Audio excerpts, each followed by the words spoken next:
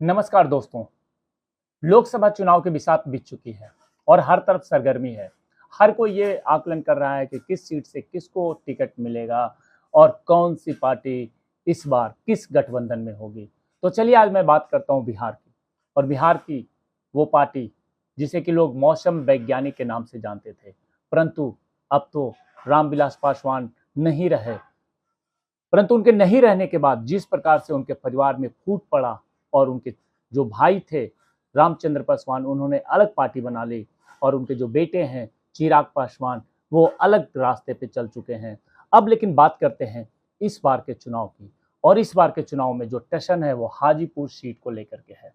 आपको बता दूं कि हाजीपुर से रामविलास पासवान 8 बार सांसद रहे, लगातार 8 बार। और 2009 में लोजपा से रामविलास पासवान जदयू के जो उम्मीदवार थे राम सुंदर दास, उनसे वो हार गए 2009 में। जबकि 2019 में लोजपा से पशुपति नाथ पारस ने आरजेडी के शिव चंद्र राम को हराया।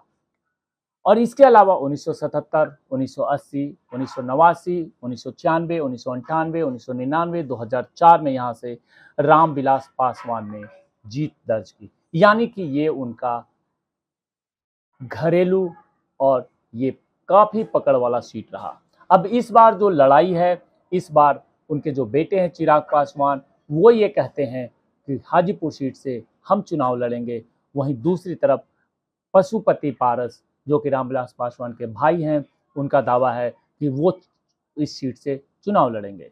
रामविलास पासवान के भाई पशुपति पारस 1977 में खगड़िया के अलौली से विधानसभा चुनाव लड़े और कांग्रेस के मिश्री सदा को हराकर पहली बार वो विधायक बने।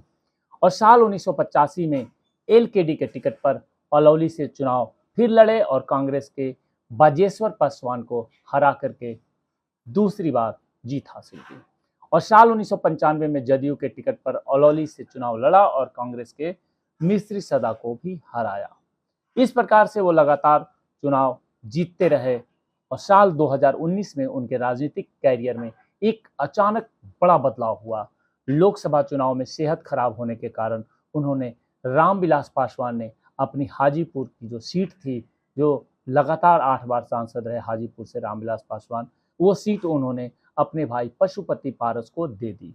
और रामविलास ने पशुपति पारस को चुनाव मैदान में उतारा था, इसलिए रामविलास पासवान के जितने भी वोटर थे उन्होंने पशुपति पारस को वोट किया और पशुपति पारस अच्छे वोटों से जीत गए।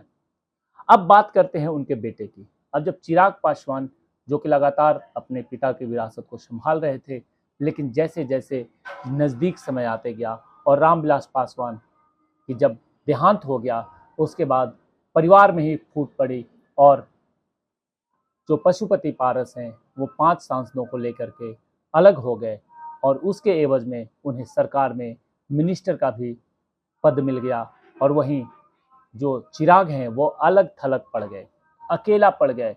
लेकिन जैसे जैसे समय बीता, अब उसी सीट पे एक बार फिर से टसन बढ़ गया है। चिराग कह रहे हैं कि हम चुनाव लड़ेंगे, पशुपति कह रहे हैं कि ये हमारी सीट है, यहाँ से हम लड़ेंगे। और दोनों लोग अब एनडीए गठबंधन के सदस्य भी हो गए हैं। तो सबसे बड़ी बात यह है कि आने वाले समय में हमें ये देखना है कि हाजीपुर सीट का कौन होता है दावेदार, किसको मिलती है वो सीट और कौन जीतता है, पशुपति पारस या उनके भतीजे चिराग पासवान। ये बहुत ही एक रोमांचक लड़ाई यहाँ पे होने वाली है। लेकिन ये गढ़ है, रामविलास पासवान का गढ़ था और उसको इसी परिवार के, चाहे वो पशुपति हो चाहे वो चिराग पासवान हो, दोनों में से आगे लेकर के कौन बढ़ता है, ये देखने वाली बात होगी।